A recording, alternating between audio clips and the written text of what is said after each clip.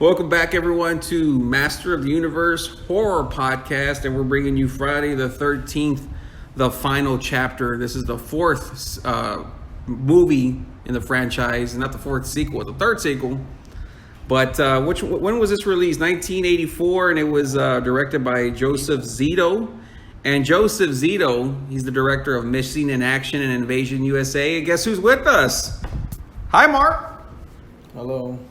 Chris. Glad to have you back on the Horror Podcast. So Mark hasn't seen this one. He's just here for strictly trashing purposes. Truth-telling I purpose. wanted to point out, too, this is one of the few that's actually was released on a Friday the 13th, April 13th, Can I get 1984. introduced properly before you fucking have to show everybody that you know how to use Google? Or whatever that is. Those notes I already had. That's notes I already had. I didn't use Google for them initially. Oh, I did, but I just... Anyway, so this is the one that gets over. Ask me why it gets over, Chris. Why does it get over? Mark, why does this one get over? Guess who's in this film? Why are you looking at me like that? No, not you. I was about to eat a pizza. He's shaking his hands. You see, like the other podcasts, they didn't have those pizza pops like they do now. It's got fucking McFly, Crispin Glover, and Corey Feldman, dude. I know you grew up in the 80s, dude. So are you down with Corey, or are you not really a Corey Feldman guy, dude? It depends, dude. From movie to movie, dude. Oh, okay. Well, did you ever see the Blurbs? Blurbs, I like that. Dude. So that's Corey. Hey! No Ninja Turtles, dude. That's for sure. No, you don't like Donatello, dude? And then the Burbs, he always talks about pizza. And then, of course, Corey comes out in The Goonies. The Lost Boys. Yeah. I know Chris is a fan of the saxophone player on that one. I do believe. And of course, Crispin Chris. I know that's like your spirit animal. That's right, man. So this one of the things that gets over, I want to get it out the way, is y'all know the Crispin Glover dance scene in this movie where he's doing all that. Yes. That song he was really dancing to Back in Black. But they couldn't get the rights to it, I'm sure, because Friday the 13th. Yeah, dude. Well, that kind of answers it. But the fucking budget on this bad boy was 1.8 million, I think, and they made 32 fucking million. Yeah. So that's what I took down. Yeah, exactly. Well, you got to pay the actors. Well, that is kind of a lot, there's right? There's always gonna be slight variance on the budget. I took down 2.2, but 1.8, 2.2, pretty much the same. Oh yeah, there you go. It's right. 33 million is what they grossed in the U.S., but. That would be in today. I made the note. I said in today's dollars, that'd be spending 5.4 million and making 81.4. But of course, everyone spends way more than 5 million on movies nowadays. That's pretty good. Oh yeah, for sure. So this one's got 14 deaths in it. This one has the second tallest Jason at 6'4".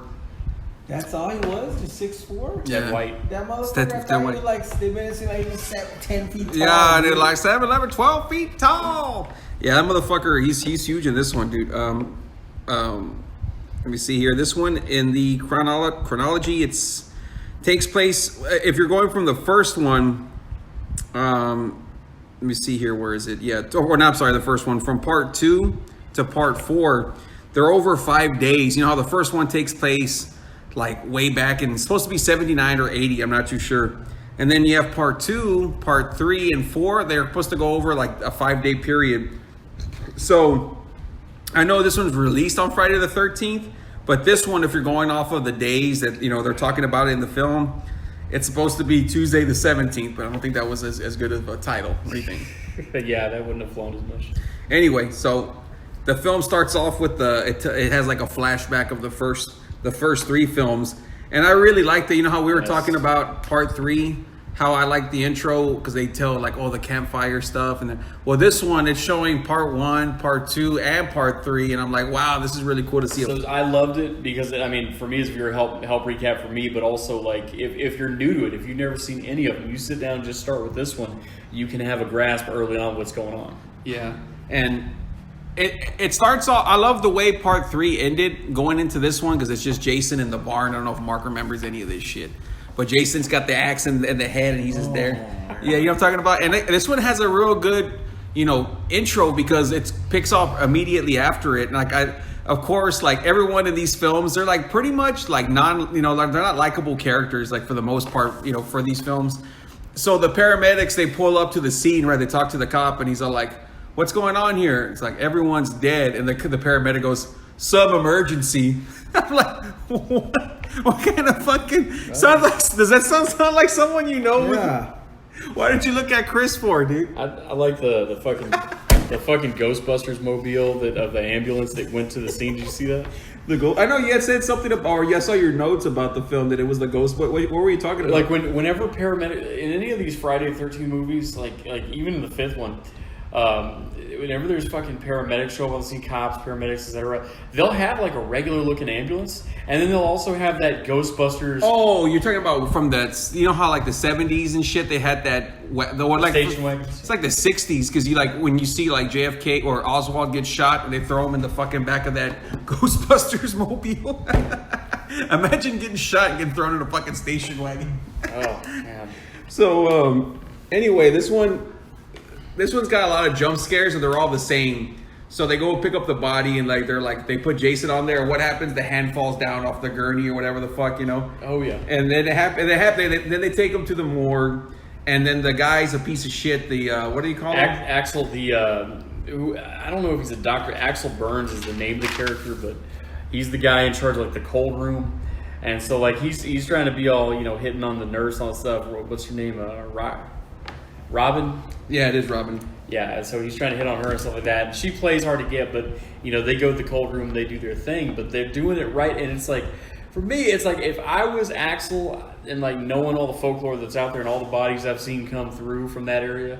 Well, they don't know. Well, yeah, that's true, because all the bodies, right? That's like right there by Crystal Lake or whatever. And like we've had like an increase of people being butchered over the past 5 days or whatever. You're not going to be a little concerned. And the body of the guy you're banging next to like has this folklore around him. Like, I mean, I couldn't bang next to a dead body anyway, but like just the fact. And then she gets all creeped out when the hand falls off the thing, or, you know, falls off the thing. I'm going crazy. What was it? Jesus Christmas, son of a bitch! You know, it's called a coroner. That's what he is. He's a coroner. And of course, he's a piece of shit. They get the body coming in, and then he's eating, and he puts the sandwich on top of the body. God. He's all, you know, like a piece. Yeah, dude. And so anyway, Jason, of course, you know, gets his first 2 kills with him, and he gets the hacksaw to the throat, dude. Yeah. And then with Robin, he stabs her in the stomach with the fucking scalpel.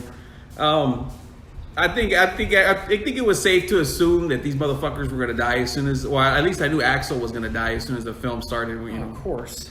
But after that, we meet Tracy and Trish, Jarvis. They're there jogging. So that's all we know them. And then we see Tommy. I know you had mentioned he was playing a game or whatever. You're like, a computer game. Yeah, you're like, is that who the fuck that is? That's Corey Feldman, because he's wearing that alien mask. It's awesome, dude. Like, it looks so fucking badass. And you don't even appreciate it in this movie, but once, as you later get to the 5th one down that we'll talk about later, you know, you see how he's this really talented artist to create these kind of masks like that. Yeah. Great. And then we meet our victims, and like, this is one where they're just giving Crispin Glover a hard time because he's like never having, or he just broke up with the chick. They called her BJ Betty. Yeah, Ted and Ted and him and Ted are sitting in the back. This is back in those station wagons where like you could just like roll down the window in the back of it and all that stuff, and you'd sit there with your heads back. They're doing that, and Ted, the asshole friend, is like breaking his balls about losing her and stuff. Like, I did treat her right, and then said, "Oh, let me put that in my computer over here." Yeah, he's pretending to do a computer thing. In my computer analysis, the computer don't lie. You know, all that bullshit. And he's like, it says you're a dead fuck, and that's like the whole movie. He's calling him that. But here's the thing, like the way he is in that scene, like it's the precursor. Like, just say whatever comes to mind. Nothing's coming to my mind. Like he's answering all the questions like that. It reminds me of Chris, for sure, Crispin's character. But they make a stop. They see Pamela Voorhees' grave. Remember seeing that? Like 70. It says she died in 79. You know. And so I thought that was kind of like, okay, so Friday the 13th happened in 79, not 80. And then we get our third kill. They get the Canadian hitchhiker with the chick eating the banana. That's right. Did you know she was gonna die for sure when she threw him the finger or whatever the fuck she did? I figured as much.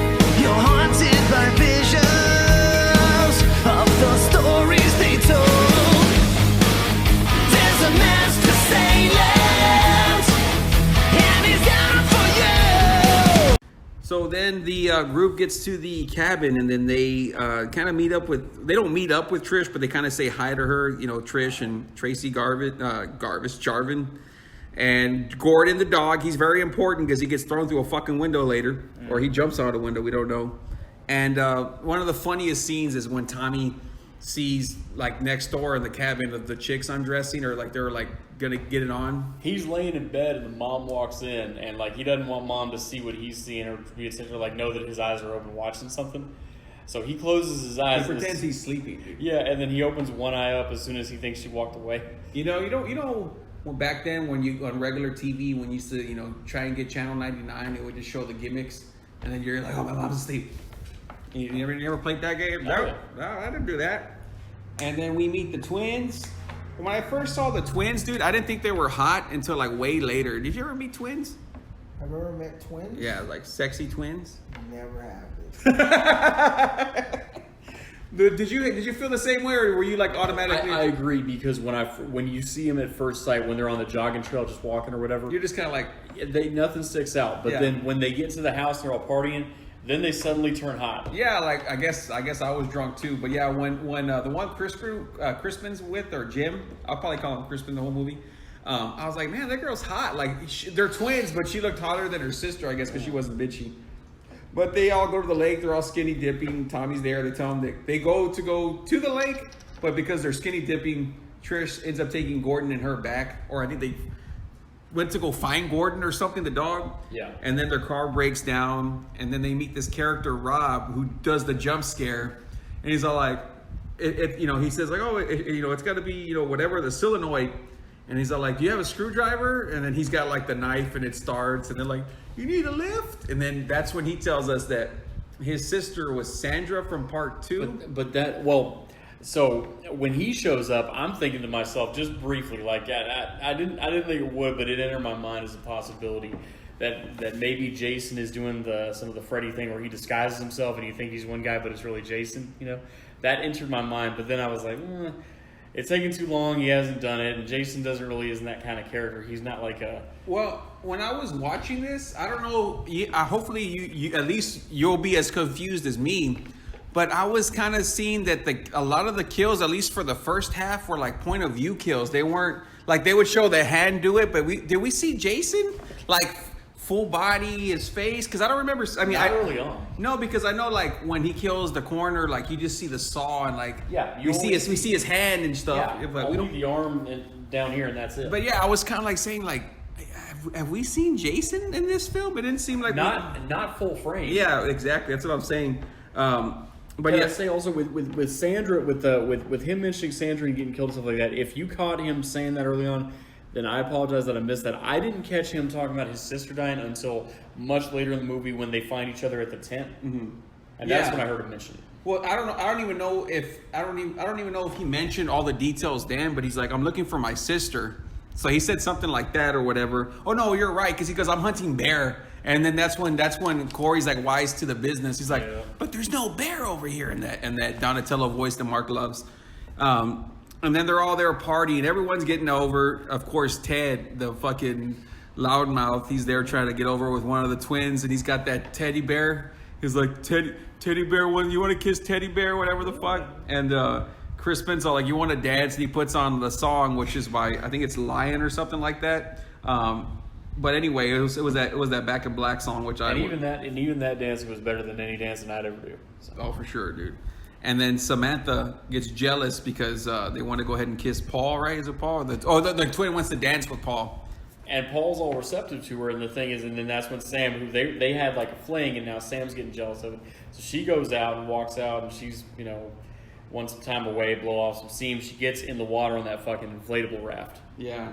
I don't know about you, but I was like laughing when because she's out there. That's our fourth kill, and she's laying like stomach down, and then Jason comes from underneath with like whatever the fuck. With the machete. Yeah, he doesn't kill anybody with the machete. It's like a knife. Yeah, it was a butcher knife.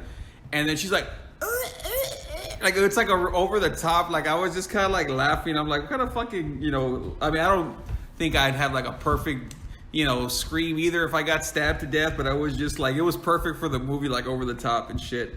And then of course Paul like goes after her to look for her, after all that bullshit. And he ends up getting killed later. He got fucking harpooned in the fucking dick. Yeah, he goes out there. Jason lifts him up, right? Yeah. And before that happens, I laughed. I don't know if you've ever seen the movie Willard with Crispin Glover. I've heard of that word. It's a horror movie about where he controls rats, and I loved it because of course, no one knew it. Like, I get the. I mean, it's not a reference, but like I get it as a reference, even though it wasn't put there on purpose. It's because one of the twins, which one, because there's so many fucking twins. There's the two twins. I don't remember their names.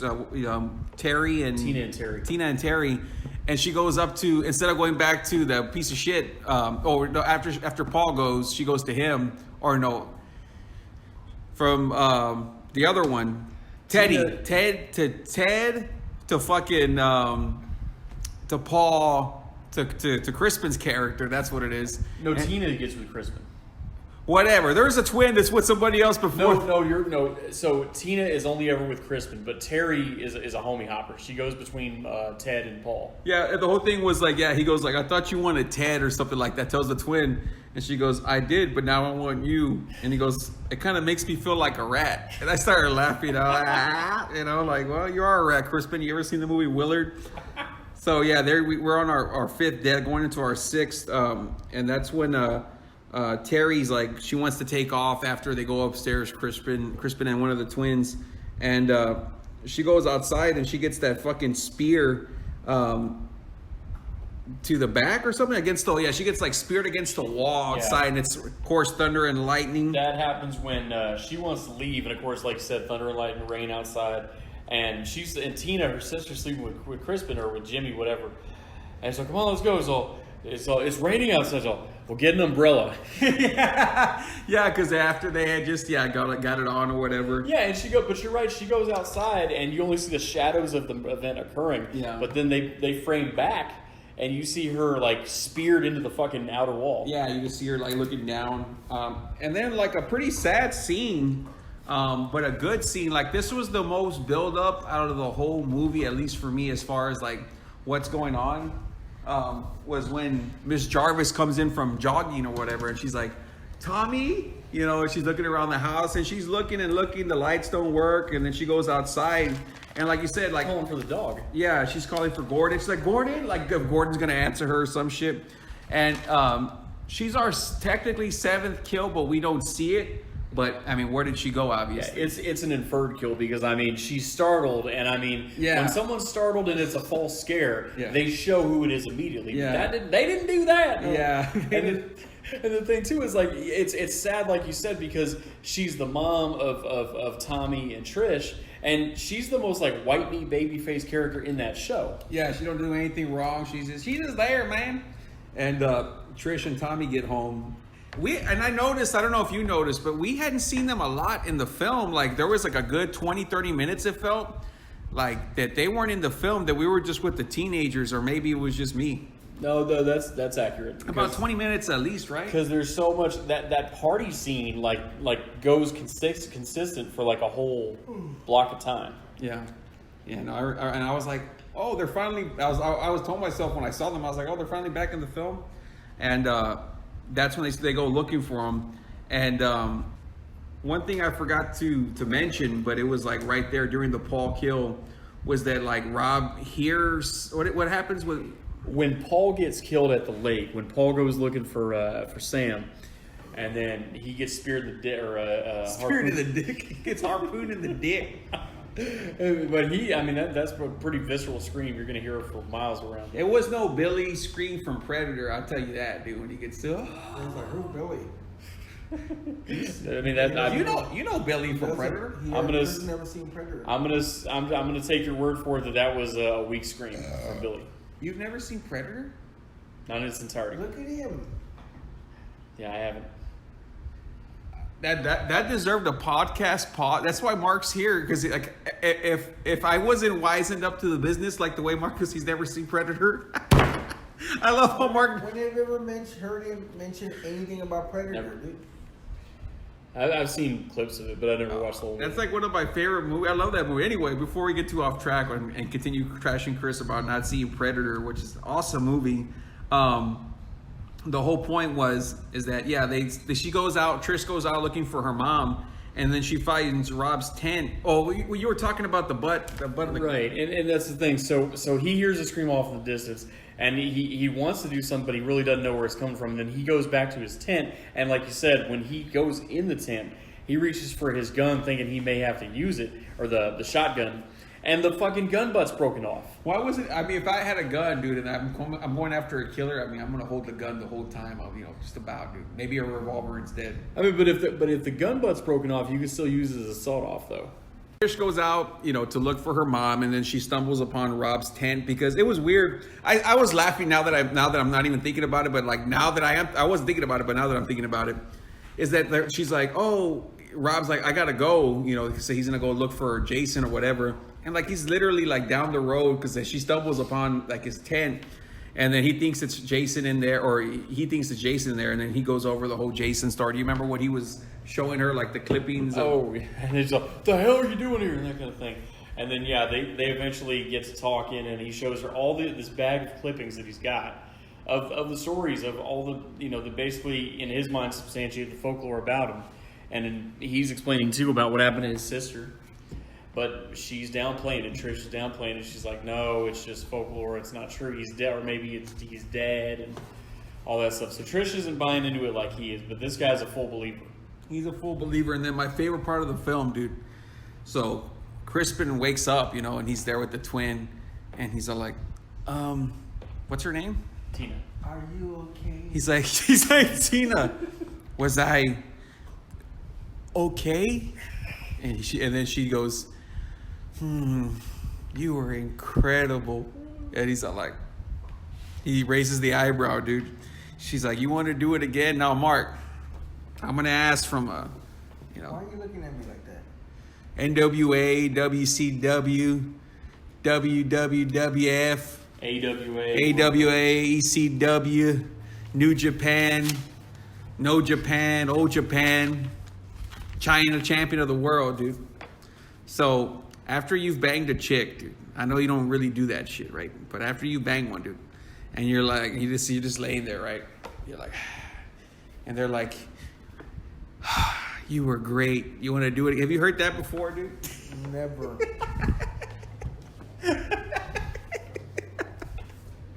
Why is Chris fucking slicking back his hair, dude? No, it's because it was getting He my wants to make sure it's still there. Who was who got told that was fucking Frampton. Who the fuck's Frampton? Peter Frampton. Oh, come on, let's do it again. So I can't give you Predator references, but you're gonna give me Peter Frampton. Everyone knows Frampton. I don't know Peter Frampton. Not everyone. You're lying again.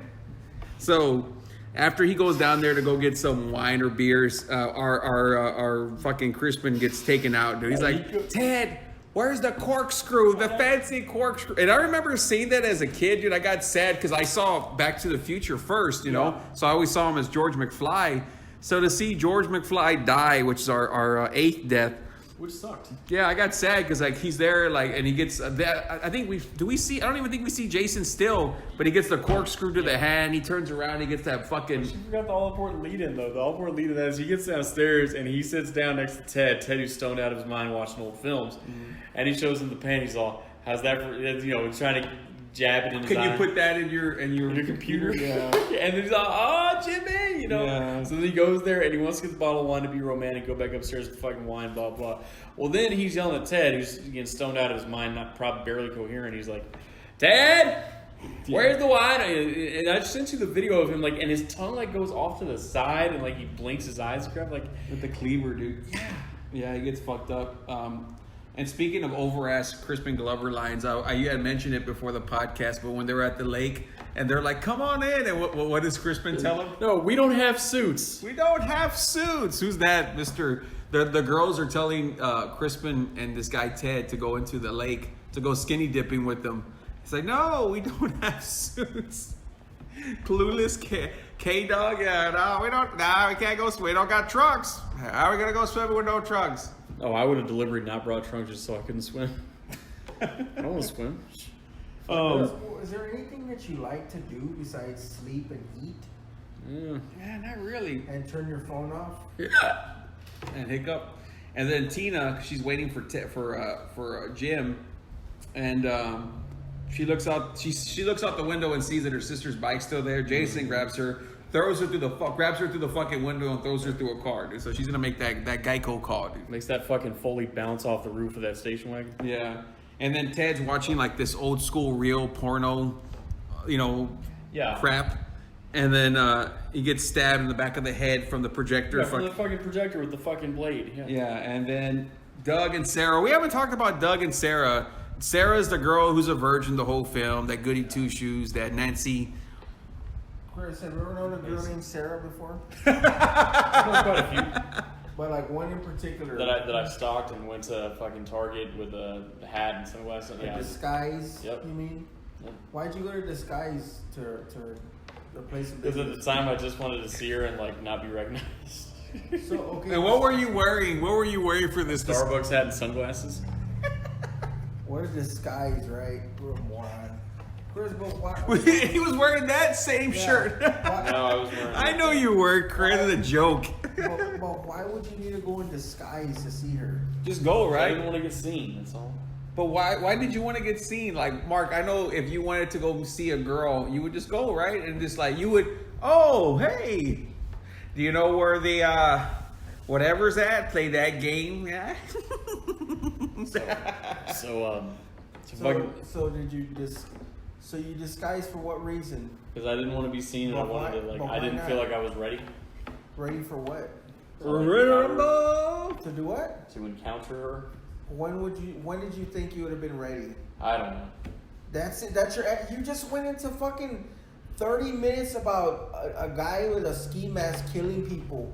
Okay. You can't give me fucking 2 minutes of what you thought you'd be doing to get ready, or what would you consider to be ready? So I don't know. Just not feel like a piece of shit loser, I guess. I don't know.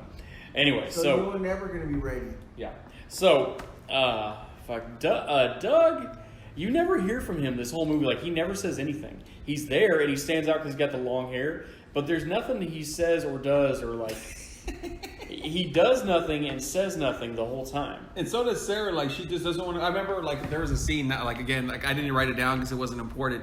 But she doesn't want to go skinny dipping with the rest of them, and that's when Samantha does the fake out and grabs her and pulls her into the lake and shit. Sam. Yeah. So, go ahead. So what was that? You got something. You got something to say. Doug doesn't say anything, and what? And Samantha's a whore, or no, Sarah. No. Sarah's the goody two shoes. But Doug, you said he doesn't say anything, and he doesn't want to do what? No, he does not. Like, he doesn't do anything. There's nothing about him behaviorally that stands out. The only thing about him that you notice, like, you only notice him because they all have kind of normal length hair, and he's got this long hair. So he's a guy that doesn't say anything and does nothing. Okay. Chris is like, I'm automatically offended, but okay. But yeah, that's our 11th and 12th death, and these are all like coming back to back. How many people died? 14.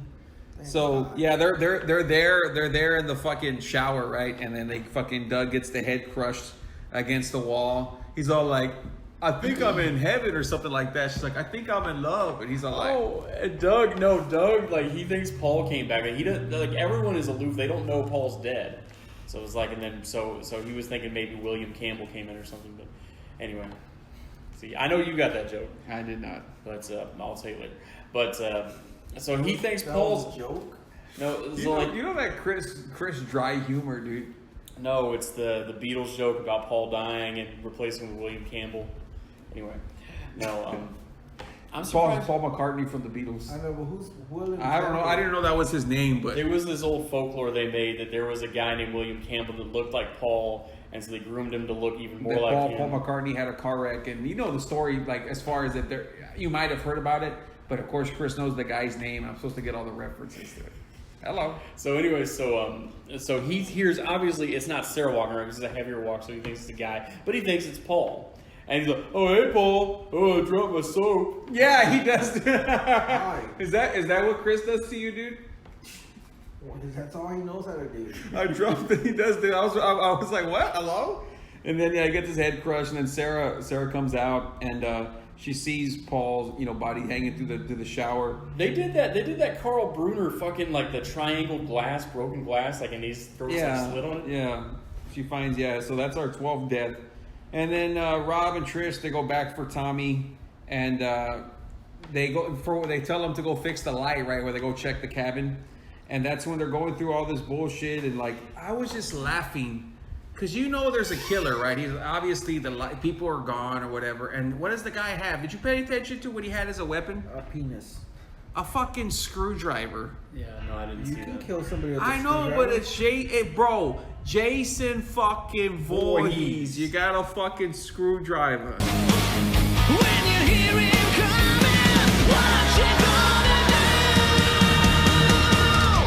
It's Triple I. Friday night. The sound of change, the game of blade. Run for your life. It's Triple I. Time to die. He's in your mind. He's creeping up behind. There's nowhere to hide on a Friday night.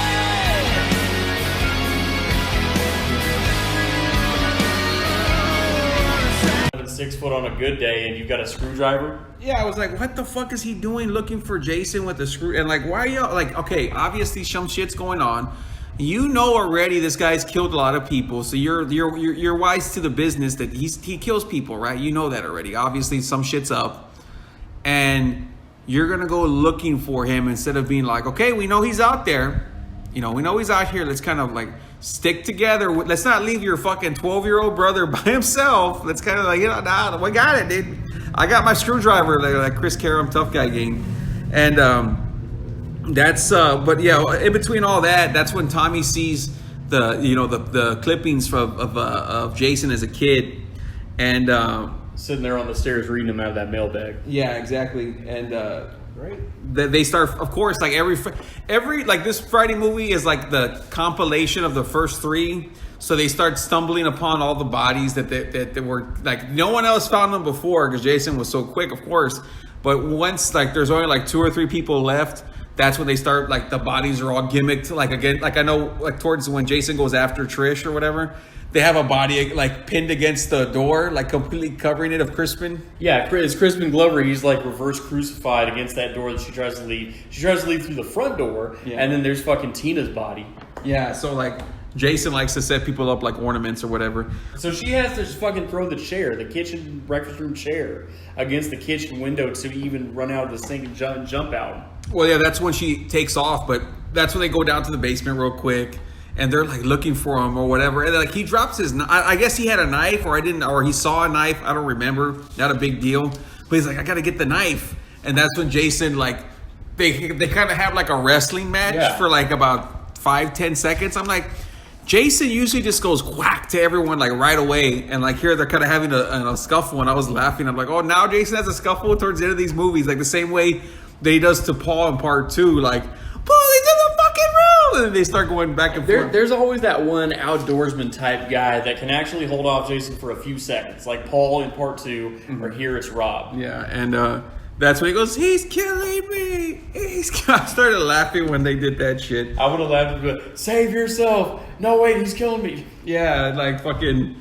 that's like that Austin Powers. It's like, oh God, I'm very badly burned. I'm going to try and walk now, but no, I can't walk. Let me go and try the other leg. And it's like he's calling his own death and shit. It's like ridiculous.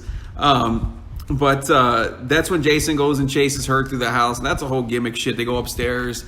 You know what I thought about that running from him by Trish? I thought just was unrealistic though, is because like he's so like inches away from her that if he just picked up his speed just a tad bit, he'd catch her and she'd be all his, and he could do whatever he wanted, like kill her, do whatever. It's just like if she's gonna evade his capture, she should have been a little bit further from his reach. I thought in those running away scenes. Yeah, they seem pretty close. Like when they run down the stairs, I noticed how close he was to her, and I'm like, what the fuck? You know, what's okay, great. And so I know, like at one point during this fucking Tom and Jerry thing, Tommy has the idea to start cutting his hair, and he starts going bald, and it's like all fucked up. Like he's got hair like one patch here, and it's kind of getting himself over, right? And we find out later it's like because I don't know if he's trying to make Jason remember that he's a kid that drowned or what the point of him going bald was. But they're trying to use that psychology from part 2 where, you know, fucking Ginny was kind of like trying to mind control zombie dick slave, you know, do that shit. And but then she plays Mrs. Voorhees and he listens to her. Yeah, and so he comes down the stairs. He's like, Jason, remember, Jason? Remember? You know, and I'm like, what is he telling him to remember? What, dying? Or what? I mean, like, what was he trying to... I didn't get that because, like, I could understand if, like, when what's her name, Jenny is channeling Mrs. Voorhees or trying to, like, fool him into thinking that because she's a woman. You've done your job, Jason. Now pull out your penis. Right. Or like even you notice in one of those pursuit scenes, fucking Trish says, Jason, and, like, he stops and listens for a brief time. So it's obvious that he's susceptible to, like, women commanding him, and he like will temporarily. Do you like women calling your name, dude, or you hate it? No, I hate it. But it's obvious he's susceptible to that tactic, you know, at least for a brief time, and then he gets over it and keeps pursuing again. Yeah. But here it's like, why would someone looking like him make him stop? Yeah, I didn't get that. Like, okay, Corey Feldman bald, great. You know, that's what I was thinking when he did that shit. But yeah, Trish sneaks up behind him, you know, because she's like, Jason was like stalking her, and she hits him, knocks the face off. Now, I'm gonna ask you, did you like this Jason face? Did you think it was scarier than part 3 or part 2? Or because we, you know, like he covers his face, but they show his face in every single film. Right. So did you think this was better than 3 or 2, or what you didn't care? I didn't really care, but I mean they're about the same to me. But the thing I did care about, and I thought was a big disappointment, was like she swings that machete with like it's kind of like maybe your last chance to neutralize him, and all she does is knock the fucking face mask off. Are you kidding me? Yeah. So then it's like you could have had it where she really did some damage to him, but he's still going after her, and that's when fucking Tommy would come in and hit the death blow. Yeah, exactly. That's when he does. And he gets Jason like he hits that Babe Ruth swing due to the cranium going through the eye. Whack! I was like, so you mean to fucking tell me that little 12-year-old boy hit harder than anyone else in this film? Like fucking just whacked him like a motherfucker. He's fucking demon possessed. Die! Yeah. Die! Yeah, towards the end, like, yeah, I like that because, like, you know, you see Jason's hand move and he's like, he freaks out because obviously he's stalking everyone, your sister, killed everyone, and die. And like, I didn't get why. Again, not that I'm hating on the movie, dude, because people are just hating to hate. But it's like, you got this guy, right? He just killed everyone, and you're freaking out that your brother's hacking him to death after he's trying to kill you and everyone else. Oh. She's like, Tommy, like, what are you doing? Like, yeah, let Tommy, like, go ahead and go ahead and get the candy out of the piñata, right? Just keep on hitting that motherfucker, right? Go ahead. Great, good for you. I agree. I thought that was weird. I'm like, why is she like freaking out? Like, I'd be like, yee, doing that. Exactly. Like, go ahead, dude. You're great. You obviously got the fucking power to do it, you know. So, that's it. And then Tommy's at the hospital. Tommy gives his sister a hug. Well, no, she's sick or she's recovering, and Tommy's fine. And she's like, is Tommy okay? Like, she's still worried about him. After that, I guess he went psycho. He went Christopher J. And then he like does that stare at the camera at the end to make us feel like he kind of creepy, like he lost something, dude. Yeah. So, like she asked for him, and the sheriff or whatever escorts him in because this looks all scary, right? He's kind of like he's got that, you know, kind of hunchback kind of gimmick, dude. Yeah, and so this is kind of a hinting into what's going to happen in part 5, which we'll talk about next podcast. But like, you know, the sheriff's escorting him in to just let him be there for a few minutes, and they hug, and he's got that fucking look in his face, dude. Mm-hmm. Fucked up, dude. So, dude, what do you give Friday the 13th? Well, your ranking and your thoughts compared to the previous 4, dude. I want to hear the whole enchilada. Like, you got about a minute and a half. Let's go. Damn, that's a good minute. I'm gonna go 2-1 4-3. 2-1, 4-3. So 2's your favorite, then 1, then 4. Okay. So what do you give this as a rating out of 10?